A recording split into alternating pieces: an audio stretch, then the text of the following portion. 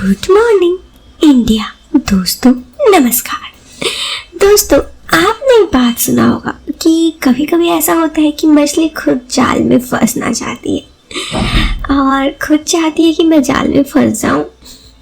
ऐसा ही है कुछ आज की कहानी जो काफ़ी इंटरेस्टिंग है, एक मछली की जो जाल में खुद फंसना चाहती है। तो आप समझ रहे हैं ना कैसी मछली। तो हम कहानी को शुरू करते हैं। उससे पहले अगर आप चैनल पर पहली बार आए हैं तो चैनल को सब्सक्राइब करें और सब्सक्राइब करने के बाद वीडियो के नोटिफिकेशन में जाकर ऑल नोटिफिकेशन ऑन कर दें।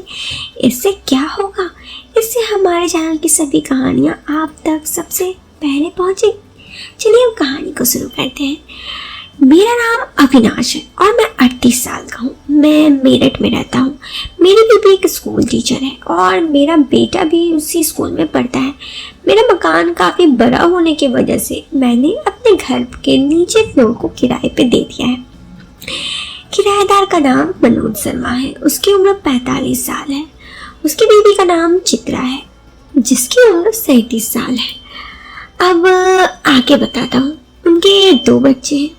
उनका एक बेटा जो 6ठी क्लास में पढ़ता है। उनकी एक बड़ी बेटी है जो अभी 12वीं की एग्ज़ाम दे रही है। बेटा तो सही है लेकिन बेटी का नाम शिल्पा है और वो 19 साल की है और नई अभी उम्र के उस पड़ाव में है। देखने में बहुत सुंदर है। उसकी देखकर मैं तो बस देखता ही रह जाता हूँ। उसके परिवर्तन मैंने अपने आँखों के सामने देखा है। देखने में वो काफ़ी खूबसूरत है, ये तो मैंने आपको अभी बता दिया। और शिल्पा जब हंसती है तो उसके गालों में डिम्पल पड़ती है। शिल्पा के होंठ एकदम गुलाबी है। उसको बहुत खूबसूरत लगती है वो देखने में। अभी उनको मेरे मकान में आए ज़्यादा दिन नहीं हुए, फिर भी किराएदार की बेटी की तरफ मेरा आकर्षण बढ़ता जा रहा था। उसकी और मेरी उम्र का काफ़ी फासला था लेकिन मुझे इससे फ़र्क नहीं पड़ता। मैं जब भी उसे मुस्कुराता हुआ देखता तो उसकी ओर देखता रह जाता। मुझे समझ में नहीं आ रहा था कि मैं क्या करूं। धीरे धीरे मैं उसको इम्प्रेस करना शुरू कर दिया। हालांकि वो मुझे अभी कुछ और ही जानती थी। जब हम दोनों एक दूसरे के आमने सामने होते तो वो नमस्ते कह दिया करती। मैं आते जाते उसे ताड़ने की फिराक में रहता। अब मैं उनके परिवार में रुचि लेने लगा। मैंने एक बात तो नोटिस की थी कि जब भी किराएदार मनोज अपने घर पर नहीं होता तो उनकी पत्नी किसी से फ़ोन पर बातें किया करती थी। मैंने कई बार उनकी बातें सुनी और कोशिश भी की लेकिन मुझे कुछ समझ में नहीं आया।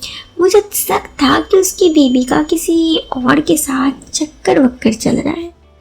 उस दिन के बाद मैं उसकी बीवी यानी चित्रा पर अच्छे से नज़र रखने लगा क्योंकि मुझे शक था। उस दिन के बाद से मैं उसकी हर छोटी बड़ी चीज़ों में नज़र रखने लगा। मैं भी अक्सर घर पर ही रहा करता। एक दिन की बात है कि मैं घर के सामने एक गाड़ी आकर रुकी। गाड़ी से एक आदमी उतरा और गेट के सामने आकर फ़ोन करने लगा। मैंने ऊपर वाली मंजिल पर खड़ा होकर देख रहा था। मुझे तो ऊपर से सब कुछ अच्छे से दिखाई दे रहा था। इससे पहले मैंने उस आदमी को उनके पास आते कभी नहीं देखा। मैंने सोचा कोई रिश्तेदार वगैरह आया होगा। फिर मेरे मन में एकदम चित्रा के बारे में ख्याल आया।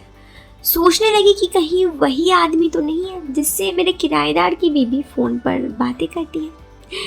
मैंने सोचा कि देखता हूँ और नीचे क्या चल रहा है। मैं नीचे गया तब तक अंदर का गेट बंद हो चुका था। कमरे का दरवाज़ा बंद था। अंदर का कुछ पता नहीं चल रहा था अंदर क्या चल रहा है।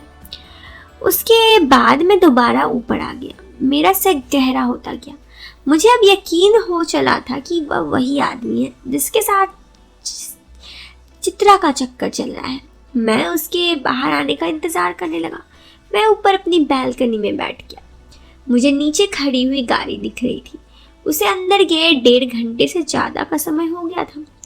2 घंटे तक वहाँ पर बैठा रहा। फिर एकदम से मुझे मेन गेट खुलने की आवाज़ आई तो मैं नीचे झांक कर देखा। वो आदमी जल्दी से मेन गेट खोल कर अपनी गाड़ी में बैठ गया। चित्रा भी गेट पर खड़ी थी। उसके बाल बिखरे हुए थे। उसके जाने के बाद चित्रा गेट बंद कर दी। जब वो गाड़ी में बैठकर चला गया तो गेट बंद करने के बाद चित्रा ने ऊपर की ओर देखा। कहते हैं ना, चोर की दाढ़ी में तिनका होता है। चित्रा भी शायद ये सुनिश्चित कर रही थी कि उसको कोई देख तो नहीं रहा है। उसने देखा तो मैं ऊपर खड़ा उसी ही तरफ देख रहा था। मुझे देखकर किराएदार की बीवी का चेहरा का हाव भाव उड़ने लगा। उसने एकदम से हड़बड़ाहट में गेट बंद कर दिया और अंदर चली गई। मुझे पूरा यकीन हो गया था कि इसी के साथ उसका चक्कर चल रहा है। फिर भी मैंने बातों की जांच करने के लिए नीचे गया। मैंने नीचे जाकर शिल्पा की माँ से पूछा, क्या ये कोई आपका रिश्तेदार है? वो बोली हाँ। मैंने कहा तो फिर मेरे ख्याल से उनको मनोज जी की उपस्थिति में ही आना चाहिए था। वो बोली आपको इससे क्या मतलब? मैंने कहा कोई बात नहीं, मैं मनोज जी से पूछ लूंगा कि आपके शहर में कौन रिश्तेदार है, जबकि मनोज जी ने मुझे पहले ही बताया था कि उनके शहर में कोई रिश्तेदार नहीं है। अगर ऐसा होता तो वो मेरे मकान ही क्यों लेते? वो अपने रिश्तेदार के घर के कहीं आसपास नहीं रहते। मेरा शक अब यकीन में बदल चुका था, मगर मैं सच में शिल्पा की माँ के मुंह से ये सुनना चाहता था। जब मैंने कहा कि मनोज से रिश्तेदार के बारे में पूछूंगा तो वो घबरा गई। वो बोली भैया आप 1 मिनट अंदर आइए, मैं आपको उस रिश्तेदार के बारे में कुछ बताना चाहती हूँ। जब मैं अंदर गया तो मैंने देखा कि बेड पर कुछ सामान पड़े थे जो थोड़े से और ज़्यादा मुझे शक के घेरे पे ला रहे थे। मैं तो वैसे भी कौवे की नज़र से रखता था। एक नज़र से पता चला कि कोई तो अंदर आया था और कुछ हुआ ही था। फिर जैसे ही मैंने बेड पर वो सामान देखे तो मैंने कहा आप मेरे घर को समझ के क्या रखे हैं? यहाँ पर ये सब चलेगा? आज ही मेरा घर खाली कर दीजिए। वो मेरे सामने हाथ जोड़कर गिड़गिड़ाने लगी। बोली ऐसा मत कहिए, मेरे पति काम के नहीं है और मुझे कुछ ज़रूरतें पड़ती हैं। अगर मेरी बात आपको गलत लगे तो आप ही बताइए। मैंने पूछा अगर आपके पति काम के नहीं है तो फिर उनके साथ आपके बच्चे कैसे हुए? वो बोली पहले सब ठीक था, पिछले 60 साल से उनको शुगर की बीमारी है। अब वो ठीक से काम नहीं करते तो मैं क्या करूं? उन्हें कुछ इच्छा ही नहीं होती। अब आप ही बताइए मैं किसका सहारा लेती हूँ? तो इसमें गलत क्या है? मैंने उसकी पीड़ा को समझते हुए कहा भाभी मैं आपकी बात समझ सकता हूँ, मैं इतना भी बुरा नहीं हूँ जितना आपको लग रहा है। मुझे गुस्सा इसलिए आया कि आप मुझसे झूठ कहीं कि आपका ये कोई रिश्तेदार था। वो बोली मैं और क्या करती, मैं डर गई थी। मुझे डर था कि कहीं आप मेरे पति के इस बारे में बताने दे। मैंने कहा नहीं तो बस आपके मुंह से सच सुनना चाहता था। मुझे पहले ही शक हो गया था आपकी जिंदगी में कोई और है। मेरी नज़र उस पर थी और वो मुझे देख रही थी कि मैं उसे देख रहा हूँ। वो बोली स्वाति भाभी तो आपके साथ खुश होगी ना? मैंने कहा हाँ, अपनी बीवी को मैं खुश रखता हूँ। तो वो बोली हाँ, मुझे लगता है कि आप जैसे इंसान सबको खुश ही रखेंगे। चित्रा मेरी ओर देख रही थी और मैं समझ रहा था कि वो क्या बोल रही है। वो बोली लगता है आपको भी कुछ ज़रूरत है। जैसे उसने ये बोला मैं उसके पास गया और खुद कहा कि खुद आकर चेक कर लीजिए।